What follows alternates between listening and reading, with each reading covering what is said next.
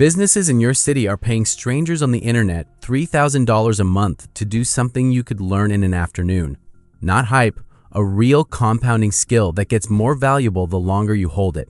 Most people scrolling through AI content right now are watching ChatGPT prompt videos and AI art generators. Walking away entertained but not any richer. Today's different. I'm going to teach you the one AI skill that separates the people who watch AI from the people who profit from it. Stick with me until the end, because the most important part of this comes about 2/3 of the way through. And if you leave early, you're going to miss the piece that actually makes this work financially. Let me start by telling you something that took me way too long to figure out. The people making serious money from AI right now are not the ones building it. They're not the engineers writing the code or the researchers at the big labs. The people making the most accessible, scalable income from AI are the ones who understand how to translate AI capabilities into specific human problems. That's it. That's the whole game. Translation. The skill of taking what AI can do and matching it precisely to what a person, a business, or a market desperately needs. This concept has a name in the AI world. It's called prompt engineering. At the surface level, but at a deeper level, it's something more powerful. It's called workflow design. And I want to make sure you understand the difference because it matters enormously. A prompt is a single instruction you give to an AI model. Most people stop there. They write a prompt, they get a result, and they feel like they're using AI. But a workflow is a connected sequence of prompts and processes that produce a reliable, repeatable output. Workflows are what businesses pay for. Workflows are what save companies thousands of hours. Workflows are what you can package, sell, license, and deliver as a service. A prompt is a skill. A workflow is a product. Here's a real example, so this stops being abstract. Let's say you understand that a local marketing agency spends about 15 hours a week writing content for their clients. Blog posts, social media captions, email newsletters, ad copy. They have a team doing this manually, and it's expensive and slow. Now imagine you walk in and say, I've built an AI workflow that takes your client's brand voice, their target audience, their core offers, and their content calendar, and outputs a full month of content in 2 hours. You're not selling them ChatGPT. You're selling them a system, a workflow.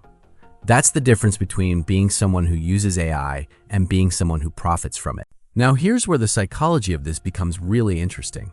And this is the part most people never think about. When you build workflows, you're not just solving a problem once. You're building what economists call a switching cost. Once a business starts relying on your workflow, it becomes painful for them to stop. The workflow is embedded in their operations. It produces consistent results. Their team knows how to use it. Switching away would mean retraining, rebuilding, and accepting disruption.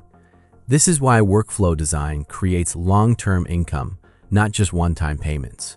You're not doing gig work. You're installing infrastructure. And the beautiful thing is that this skill scales with time. Every AI model that gets released makes your workflows more powerful. Every new tool that comes out gives you more raw material to work with. The person who understands workflow design in 2026 is going to be dramatically more valuable in 2028 because they'll be riding the wave instead of chasing it. Let me give you the actual framework for building a profitable AI workflow. There are 4 stages, and I want you to write these down. Stage 1 is problem identification. You need to find a specific, painful, repetitive task that a real person or business is currently doing manually. The word repetitive is the key. If someone does something once, AI isn't the answer. If they do it 50 times a week, AI is the answer. Look for tasks that are time-consuming, rule-based, and produce consistent outputs. Writing, summarizing, classifying, formatting, responding, analyzing. These are your hunting grounds. Stage 2 is capability matching. Once you have the problem, you map it to what AI can actually do well. This requires you to know the tools available to you. Large language models for text, image generation models for visuals, audio tools for voice and transcription, automation platforms like Make or Zapier to connect everything together. You don't need to master all of them. You need to know enough to know which tool solves which problem. This is like being a contractor who knows which material to use for which job. You don't manufacture the lumber, you know when to use it. Stage 3 is workflow construction. This is where you actually build the system. You're designing a chain of steps where each output feeds into the next input. Step 1 might be gathering raw information from a client. Step 2 might be running that information through a specific AI prompt to generate a draft. Step 3 might be automatically formatting that draft. Step 4 might be delivering it to a client via email or a shared document. The goal is to make the whole chain run with minimal human intervention. The less manual work required, the more you can scale it to multiple clients. Stage 4 is packaging and pricing. This is the step most technically skilled people skip, and it's why they stay broke. You need to package your workflow as a product or a service that someone can easily understand and purchase. That means giving it a clear name, a clear deliverable, a clear outcome, and a clear price. You're not selling an AI workflow, you're selling 30 social media posts per month, delivered every Monday, tailored to your brand voice for $400 a month. That's a package, that's a service. That's something someone can say yes to without needing to understand anything about how it works.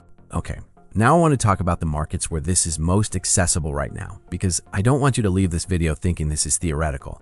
There are real industries where this is working for real people. Content and copywriting is the most obvious one. Businesses need words constantly. Websites, emails, ads, blog posts, social content, product descriptions. The demand is massive, and most small businesses either can't afford a full-time writer or are struggling with the quality and consistency of what they're producing. An AI-powered content workflow delivered as a done-for-you service is something you could start selling next week. The second market is customer service and response automation. Small and medium businesses get the same questions over and over from customers. What are your hours? What's your return policy? How do I track my order? An AI workflow that handles these responses either through email or website chat saves them real money in real time. You can build this, install it for a business, and charge a monthly maintenance fee. This is recurring revenue from a single client. The third market is data summarization and reporting. Think about the sheer volume of information that businesses have to process. Meeting notes, customer feedback, sales data, reviews, survey responses. People are drowning in data but starving for insight. An AI workflow that takes raw information and turns it into a clean, readable summary report is something that business owners and managers will pay for consistently. It saves them hours of reading and thinking. It makes them look smart to their own teams and clients. The fourth market, and this one surprises people, is education and training content. Schools, corporate trainers, coaches, and course creators constantly need new material. Quizzes, lesson plans, workbook exercises, explanations, study guides. The demand is enormous and the production is slow. A workflow that helps these creators produce structured educational content faster is highly valuable and not very saturated yet. Now I want to address the objection that is probably sitting in the back of your head right now. You're thinking, but won't AI just do all of this itself eventually? Won't businesses just use AI directly and cut out the middleman? Here's the truth. Some will. The large corporations with dedicated tech teams will build their own systems. But the vast majority of small and medium businesses, the businesses that make up the bulk of the economy, do not have the time, the interest, or the expertise to build these systems themselves. They are exactly like the person who could theoretically cut their own hair but still pays a barber every month because it's easier, faster, and the result is better. You are the barber. The AI is the scissors. Nobody is paying for the scissors. They're paying for the skill and the result. And here's the deeper truth.